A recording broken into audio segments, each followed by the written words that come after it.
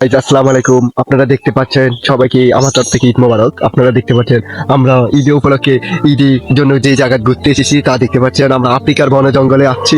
তা আপনারা তো দেখতেই পাচ্ছেন আফ্রিকার বন জঙ্গলের রোদ তো দূরের কথা, রোদের সূর্যের আলো তা এখানে দেখা কষ্ট হয়ে যায়। আপনারা তা দেখতে পাচ্ছেন, এখানে যে একটা পুকুর দেখাচ্ছি আপনাদেরকে, এখানে হাজার বছরও পুরনো সাপ, যা আপনার পানি লাগার আগে আপনার শরীর ফুটে, যা আমাদের এই গ্রামের বাসা যা বিসিয়াসটা উঠে আপনার শরীরে পুড়ে যাবে।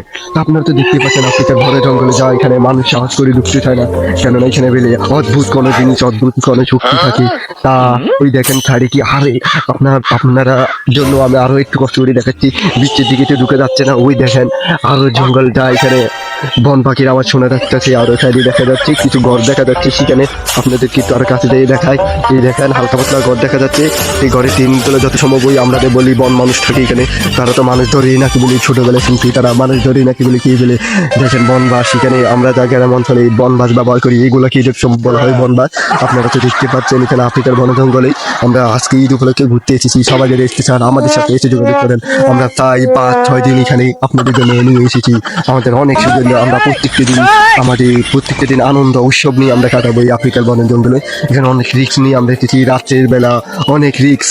আপনারা তো বুঝতে পারছেন এখানে রাত্রের বেলা অনেক রিস্ক কেন। ওই দেখছেন, ওই দেখে একটা বন মানুষের ছেলে মন যত সম্ভব দেখা যাচ্ছে ওই একটা ঘরের পাশে।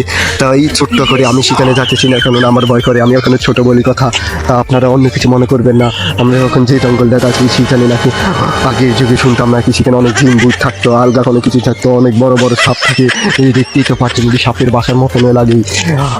আচ্ছা গাইস, আপনাদেরকে এখন আমাদের তরফ থেকে স্বাগতম। যা আপনারা যদি এখানে এসেন আনন্দ বুক আমরা সবাই মিলে একসাথে করতে চাচ্ছি। আসসালামু আলাইকুম।